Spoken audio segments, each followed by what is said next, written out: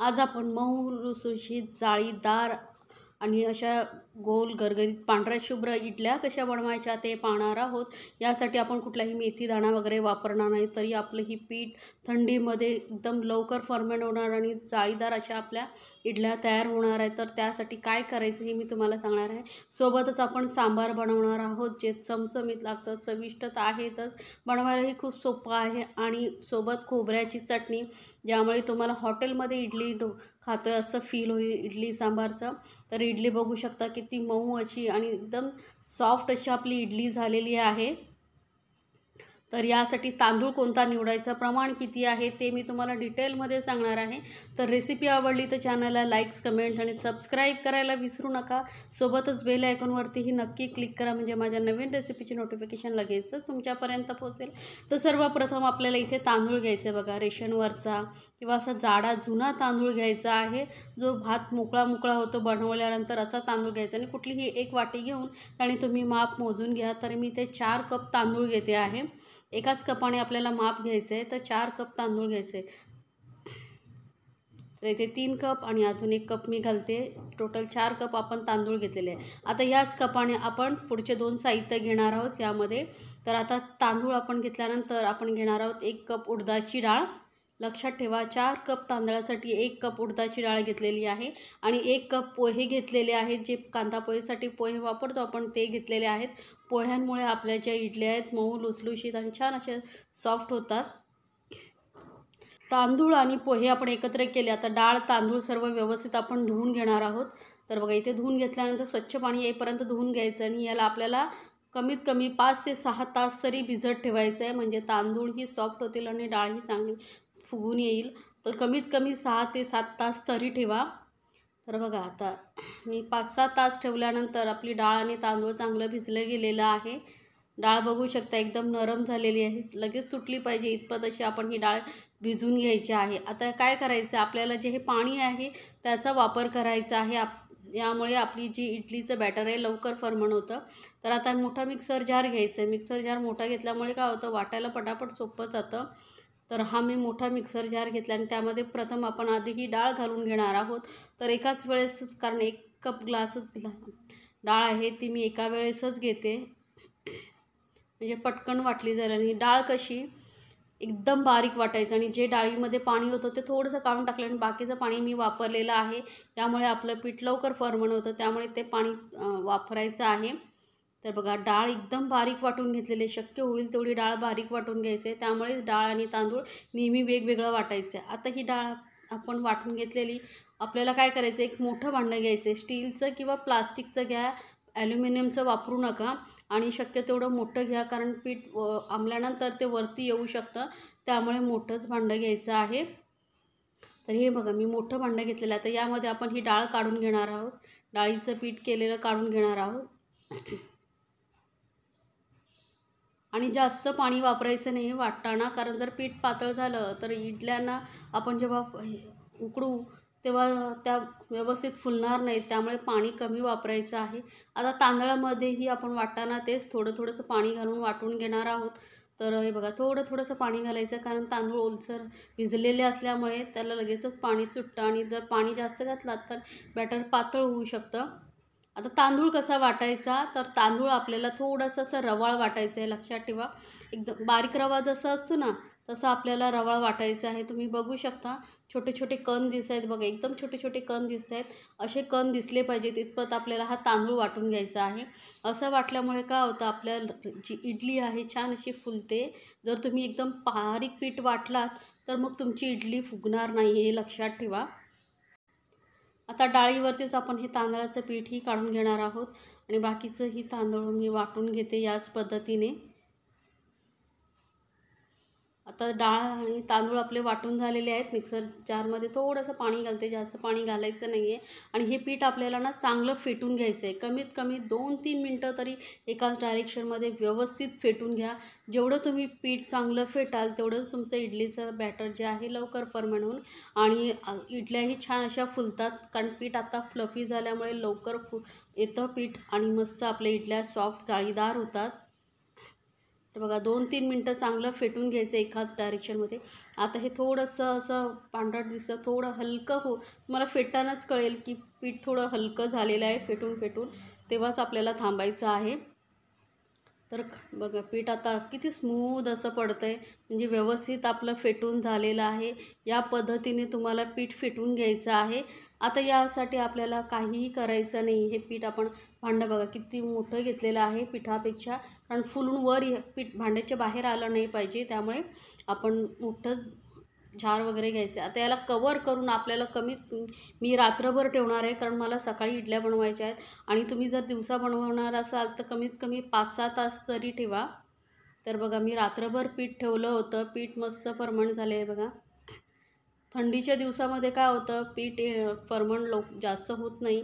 नाहीतर काय होतं, गरमीमध्ये पूर्ण भांडं भरून वरती येतं. तरी हे आपलं पीठ किती छान असं फुलून आलं आहे बघा. यामध्ये आपण मेथी दाणे वगैरे वापरले नाहीत तरी आपलं पीठ छान असं फेटलं गेलं आहे, फुललेलं एकदम हलकं झालेलं आहे. तर थोडा वेळ आपण फेटून घेऊया, म्हणजे व्यवस्थित परत मिक्स होईल.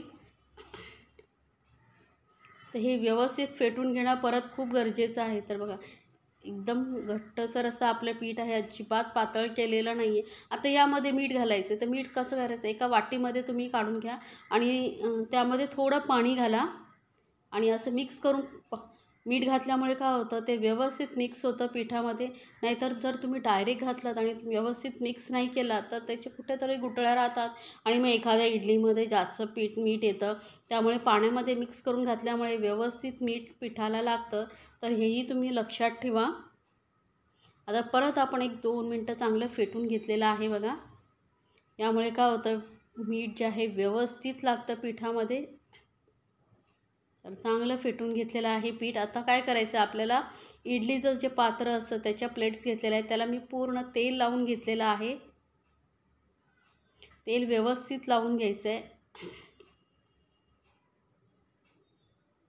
हाताच्या किंवा ब्रशच्या साहाय्याने तुम्ही तेल लावू शकता.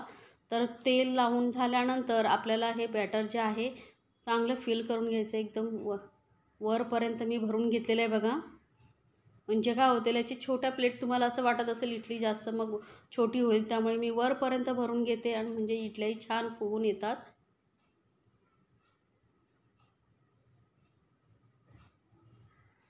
तर बघा मस्त असं पूर्ण वरपर्यंत मी पीठ भरून घेतलेलं आहे.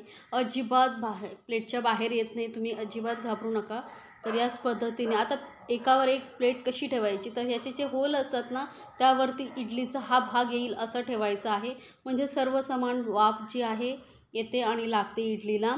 तर या पद्धतीने बघू शकता, जे होल आहे त्यावरती आपल्याला इडलीचं ही प्लेट येईल असं ठेवायचं आहे या पद्धतीने.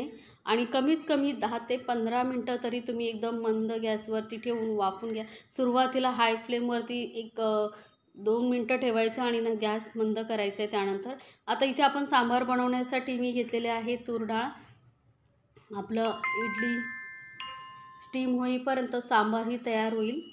आणि त्यानंतर इथे भाज्या घेतलेल्या आहेत बघा मी. भोपळा, वांगी आणि शेंगा घेतलेल्या आहेत. या 3 भाज्या महत्त्वाच्या आहेत. तर आता काय करायचं आहे, मी डाळ धुवून घेतलेली आहे, ती कुकरमध्ये घालून घेऊया. सांबार कसं पातळ असतं त्यामुळे जास्त डाळीचा वापर न करता अगदी थोड्याशा डाळीमध्ये आपण हे सांबार बनवून घेणार आहोत. तर डाळ आधी मी कुकरमध्ये घालून घेतलेले आणि त्यामध्ये पाणी घालणार आहोत. जेवढं डाळीला शिजण्यासाठी पाणी लागतं तेवढं मी घातलेलं आहे. कारण 1 ग्लास तर मी पाणी घातलेलं आहे. आता यामध्ये भाज्या कशा ठेवायच्या शिजवायच्या, तर 1 वाटी मी घेतलेली आहे आणि त्यामध्ये ह्या भाज्या ठेवून घेते. म्हणजे काय होईल, भाज्या ओव्हरकुक होणार नाहीत. यामध्ये भाजींमध्ये आपल्याला पाणी घालायचं नाही. फक्त जी डाळीचं शिजेल तेव्हा वाफेने ह्या भाज्या शिजल्या जातील आणि एकदम त्याचा मेन होणार नाही. शेंगा वगैरे ही व्यवस्थित शिजल्या जातील. नाही तर काय होतं, जर तुम्ही डायरेक्ट डाळीमध्ये टाकलात तर शेंगा वगैरे एकदम शिजून जातात आणि मग ती चव राहत नाही, पूर्ण शेंगा वेगवेगळ्या होतात. आता कुकरला आपण कमीत कमी 3 शिट्या करून घेणार आहोत. तोपर्यंत आपण खोबऱ्याची चटणीही वाटून घेऊ. तर अर्धा कप मी घेतलेलं आहे ताजं किसलेलं खोबरं.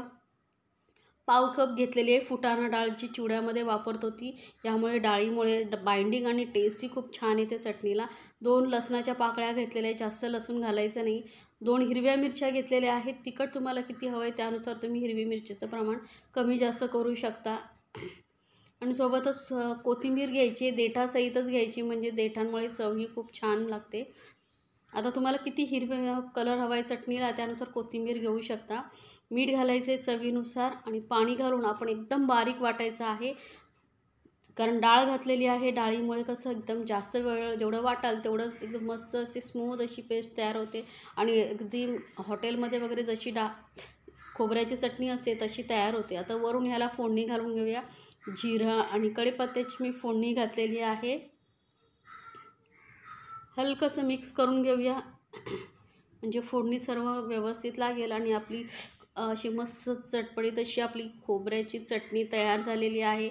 सांबार ही तयार होते. आपलं कुकरला शिट्या आलेल्या आहेत. थंड झालं की आपण याला सांबारलाही फोडणी देऊन घेऊ. तर या पद्धतीनेच खोबऱ्याची चटणी नक्की बनवून बघा. तर बघा कुकरही थंड झालेलं आहे. चटणी वाटेपर्यंत मी भाज्यांची वाटी काढून घेते. भाज्याही चांगल्या शिजल्या गेलेल्या आहेत. डाळ थोडीशी हलकीशी फेटून घ्यायची आपल्याला, म्हणजे व्यवस्थित एक समान सांबारमध्ये मिक्स होते. थोडं हलकंसं फेटून घ्यायची आहे. आता इथे बघू शकता भाज्या बघा, शेंगाही जास्त शिजल्या नाहीत, बरोबर शिजलेल्या आहेत. नाहीतर काय होतं असं पूर्ण ओपन होतात, वेगवेगळ्या होतात. तर डाळ ही आपली चांगली फेटून झालेली आहे. आता आपण याला फोडणी देऊन घेऊया. तर कढईमध्ये 2 चमचे मी मोठं तेल घेतलेलं आहे. अर्धा चमचा यामध्ये राई घालायची आहे. राई चांगली तडकली का यामध्ये आपण घालणार आहोत एक लाल मिरची, सुकी लाल मिरची. यामुळे चव आणि दिसायलाही खूप सुंदर दिसतं सांबार. तर एक लाल मिरची नक्की घालून बघा. थोडंसं घालूया हिंग, अगदी पाव चमचा एवढं हिंग घालायचं आहे, जास्त नाही. आणि कढीपत्त्याची पानं घालायची जास्त, कढीपत्त्यामुळे चव खूप छान येते सांबारला. हलकंसं आपण मिक्स करून घेऊया, म्हणजे कढीपत्ताही चांगला शिजला जाईल आणि लाल मिरचीही चांगली फोडणी मध्ये त्याचा फ्लेवर उतरेल. आता इथे मी ना एक छोटा कांदा घेतलेला आहे, साधारण अर्धा कांदा घेतलेला आहे, बारीक चिरून घेतलेला आहे. तोही आपण या फोडणीमध्ये घालून व्यवस्थित भाजून घेणार आहोत कांद्याला. गॅस इथे मी मध्यमवरती ठेवलेली आहे. मध्यम गॅसवरती आपण हा कांदा भाजून घ्यायचा आहे. यामध्ये आपल्याला आलं लसूण पेस्ट वगैरे घालायची काही गरज नाही आहे. असं चमचमीत आपलं सांबार तयार होतं. आता कांदा थोडा हलका भाजला गेला आहे बघा, लालसर थोडा कलर आलेला आहे. या स्टेजला आपण इथे टॉमॅटो घालणार आहोत. एक मोठ्या आकाराचा मी टॉमॅटो एकदम बारीक चिरून घेतलेला आहे.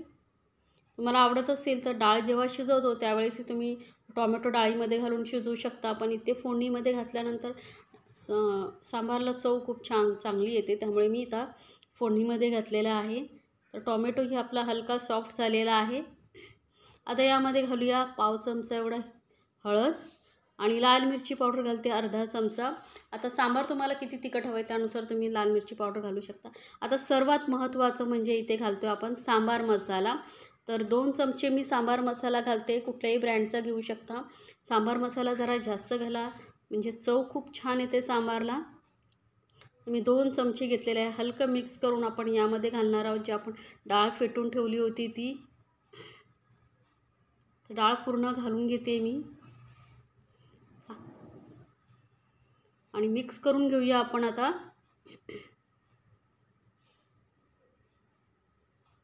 यामध्ये कुठल्याही प्रकारचं वाटण वगैरे न घालता ही खूप छान असं चविष्ट सांबार तयार होतं. तर बघा व्यवस्थित मिक्स करून घेतलेलं आहे. आता यामध्ये भाज्याही घालून घेऊया. जेव्हा भाजीमध्ये पाणी न घालता ही डाळ जेव्हा उकळली जाते तेव्हा ते पाणी आपोआप भाज्यांमध्ये जातं आणि त्यामध्येच भाज्या व्यवस्थित शिजून येतात.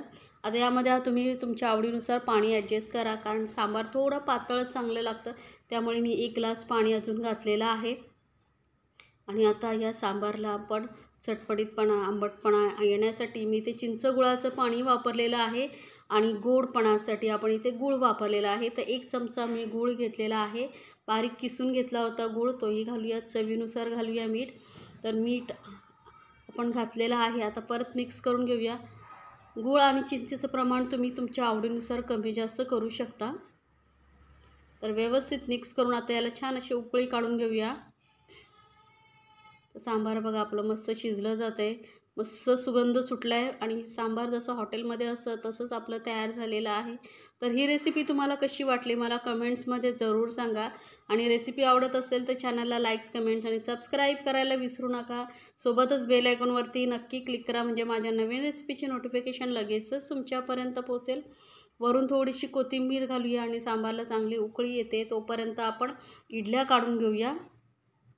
तर इडल्याही आपल्या थंड झालेल्या आहेत बघा, मस्त थंड झालेल्या आहेत. तर काय करायचं, एखादी सुरी वगैरे अशी घ्यायची आहे टोकदार आणि त्याने तुम्ही इडल्या पटकन अशा काढू शकता बघा. तेल व्यवस्थित लावलात ना तुम्ही प्लेटला की इडल्या पटकन निघून येतात बघा. अजिबात चिकटलेल्या नाहीत, मस्त अशा लुसलुशीत अशा आपल्या इडल्या, मऊ लुसलुशीत इडल्या तयार झालेल्या आहेत. बघू शकता किती सहज निघतंय. जर तुमचं पिठाचं प्रमाण बरोबर असेल तर इडल्यांचं अजिबात चुकत नाहीत. अगदी मऊ लुसलुशीत इडल्या तयार होतात. तर ही रेसिपी नक्की बनवा आणि मला कमेंट्समध्ये जरूर सांगा तुम्हाला ही रेसिपी कशी वाटली. आणि अशा छान छान रेसिपीसाठी चॅनलला सबस्क्राईब करायला विसरू नका. बघा अजिबात न चिकटताही आपल्या इडल्या तयार झाल्या आहेत. आपला इकडे सांबारही तयार झालेला आहे. मस्त उकळी आलेले 1-2 मिनटं चांगली उकळी मी काढून घेतलेली आहे आणि चमचमीत असं आपलं सांबार रेस्टॉरंटसारखं तयार झालेलं आहे घरच्या घरी.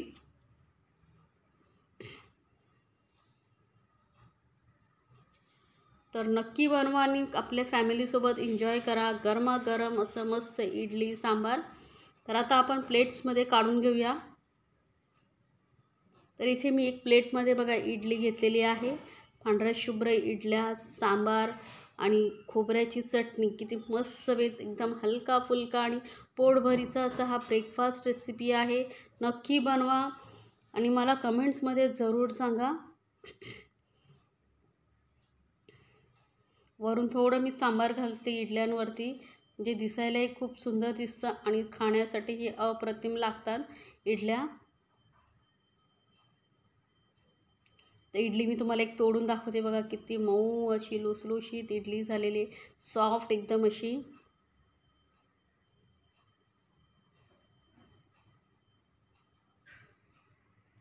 तर गरमागरम इडली सांबार रेसिपी नक्की बनवा.